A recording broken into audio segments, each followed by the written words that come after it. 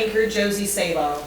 And I'm your other anchor, Sean Francis. And because you guys are getting ready to gorge out on the Food and Wine Expo this weekend to condition yourselves for Turkey Day, we are delivering you the local, national, and world stories you may have missed. You're welcome, Grand Rapids. This is NewsFlash.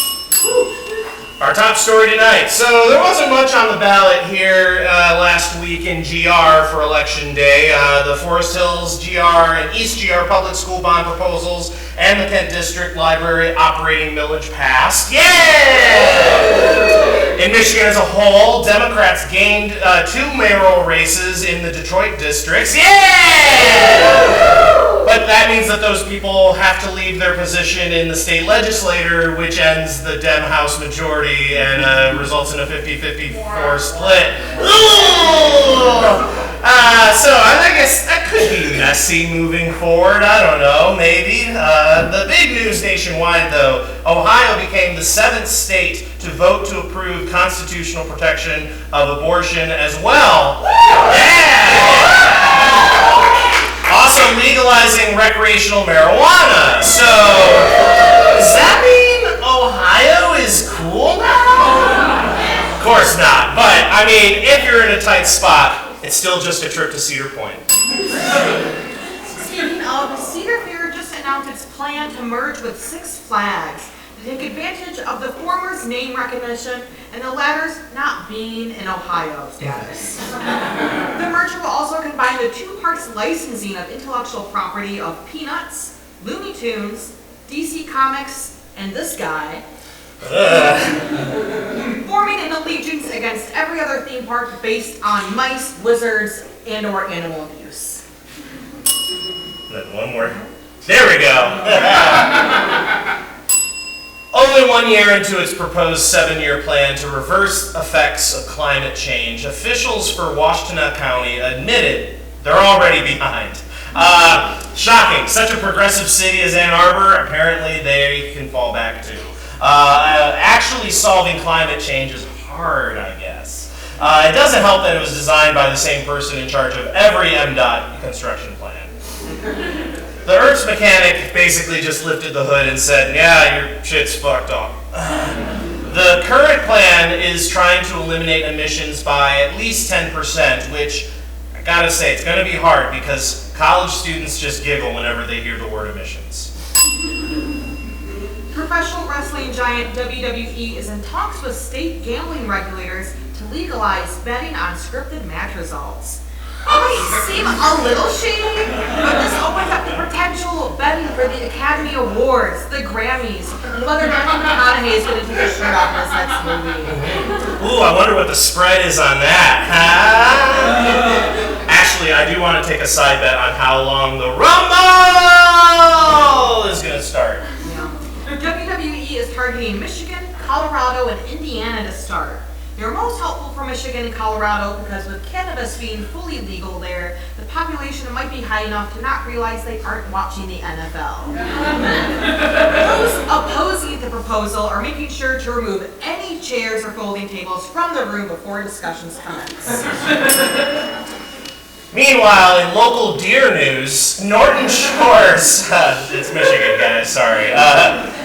The Norton Shores City Council approved a plan allowing limited bow hunting in its city parks to reduce the deer population in the area. I guess they're going to be using the jungle gym as the, what are those things, the hunting hides? Deer blind. Oh, yeah, well, if the deer are blind, it'll be easier to find it. Anyway, there's nothing better than giving children the chance to watch Bambi lose his mom up close. Actually, we have seen a surprising increase of deer where there should not be incidents recently. A buck found its way into the U of M Law Library, apparently trying to find a legal loophole to ban opening day as part of a deer discrimination. Unfortunately, it failed to follow due process. Just buckle up. Then a 4-point buck ran through the store Curvaceous Lingerie in Lansing after narrowly avoiding a car and jumping through the store's front window. Look at that. That's like a real-time Looney Tunes thing right there. In the deer's defense, he said that he thought the edible underwear was a new kind of berry. But luckily, the judge, unfortunately, for the deer, the judge said 4 points is not big enough rack. Not for lingerie, anyway. And finally, in Wisconsin, another deer ran into a noodles and company. And this is starting to sound like a buck feed listicle about potential new habitats for deer. 13 locations with the least amount of bright lights. Worth it.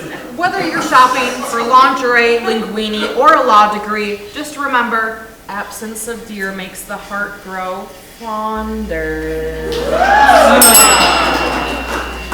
We made it through, everyone. The Gilmore Collection announced they are bringing back Mangiamo to its former location.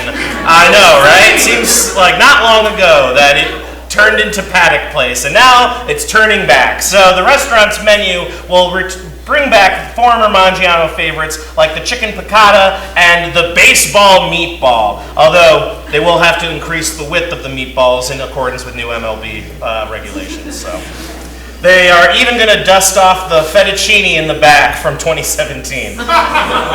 Basically, the Gilmore's whole method when it comes to their buildings and restaurants is just changing the Facebook status to, it's complicated. I mean, ultimately, this just extends the lease for the rats, so I think they're cool either way. Same landlord, different name, who cares? It's unfortunate timing to go all in on an Italian restaurant as olive oil prices are higher than ever, spurring a new spree of crime in the Mediterranean. Robbers are charging into groves with chainsaws and bootlegging trees for themselves. So much for extending an olive branch. Authorities are also seen to be on the alert for robberies of bread, red wine vinegar, and little packets of Italian seasoning, and one prime suspect. Whoa! The Smithsonian National Zoo in D.C. just returned 3 of their giant pandas to China after a scant 20 years via a literal Panda Express from FedEx. That's not a joke. For safety, though, instead of packing peanuts, they will be shipped in cases full of orange chicken. Google has announced they will start deleting inactive Gmail accounts and photos content starting December 1st. So mark your calendar early if you want to grab boobs at gmail.com before it's gone. Disney's CEO Bob Iger has warned parents to be prepared in the coming months as Disney Plus will soon be subtracted. But then multiplied as it merges with Hulu as a new streaming solution. It's caused quite a division amongst its subscribers, but it might be too soon to do the math of how this equation will play out before the train arrives at the station. Stay tuned for potential direct-to-streaming sequels, Who Killed Disney Plus, An Extremely Goofy Decision, Ralph Breaks the Streamers, and The Return of Cable. Oh! Omegle, one of the internet's largest video chat roulette sites, is finally shutting down after 14 years due to user abuse and misconduct. Whoa. Surprise, surprise! Who could have seen it coming? In a final transmission, it sent its ASL, age 14 years, sex, yes please, location, trash bin. And with the fall of Twitter /X, Hulu, and Gmail, another one of the pillars of the classic internet has fallen. Luckily, we've landed an exclusive interview with the soon-to-be former CEO of Omegle. Here he goes. Oh no! Next slide. Don't worry though about your expiring Disney Plus subscription. Civic Theater's got you covered with their production of Disney's Beauty and the Beast, opening this weekend. Yeah, Mayor Bliss will be playing the role of Belle, and the Beast will be played by Betsy DeVos. Gaston will be played by the Pearl Street big boy, and the few will just hang out in the apartment lounge. Yeah. Cogsworth and Lumiere will be played by the Grand Valley Clock Tower and the Weather Ball. Potts will be a Founder's Mug, and Chip will be a shot glass from the bar. And instead of a rose, the Beast will be hiding a yesterdog in a glass case until the last piece of chili drips away. Craft College in Livonia has opened up a campus brew pub with a menu featuring student-made beer and food. Some of the exciting and new craft beers by these innovative college students include a 15% Fireball Seltzer, a cold pizza IPA, a ramen broth lager, a beer pong pilsner, which has notes of dirt residue from when you dunked your ball in the cup. And for you night owls, they might have a Monster Mug Club and an all-nighter Adderall Ale, which is basically just the original Four Loko recipe. Yeah. And finally, the double beer, which is 2 beers in a giant glass, chased with a 3rd beer. Yeah.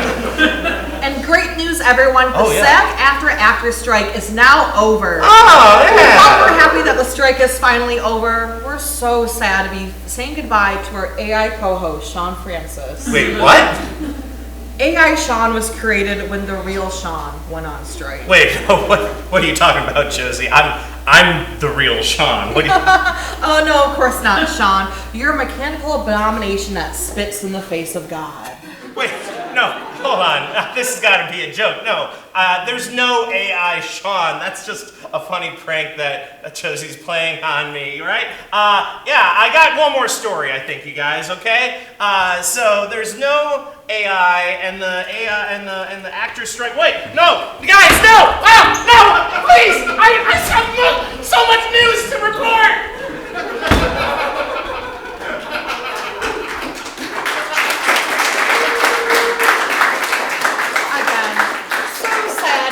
End of AI Sean. So sad. We'll just... Oh, Sean! Hey, sorry I'm late. What did I miss? Really, like nothing at all. Alright, sounds good. Yeah, we'd also like to thank our writers for NewsFlash this week, and if you want to see your name up here, you can submit your jokes to the email comedyoutletmondays@gmail.com with the subject NewsFlash Tips. Alright, yeah, you can follow us on Facebook, Twitter, and YouTube to watch old episodes of the show of NewsFlash, or find future lineups, or find our submission form to get your act on our stage, or find other ways that you can get involved. And if you don't want to wait around for that, you can hop up on stage at the end of the show tonight during our free open improv jam with special guest jam master Shane Sievers. Whoa! But now, Grand Rapids, you're welcome. Newsflash, this is Comedy Outlet Mondays. We're going to leave the table right here, and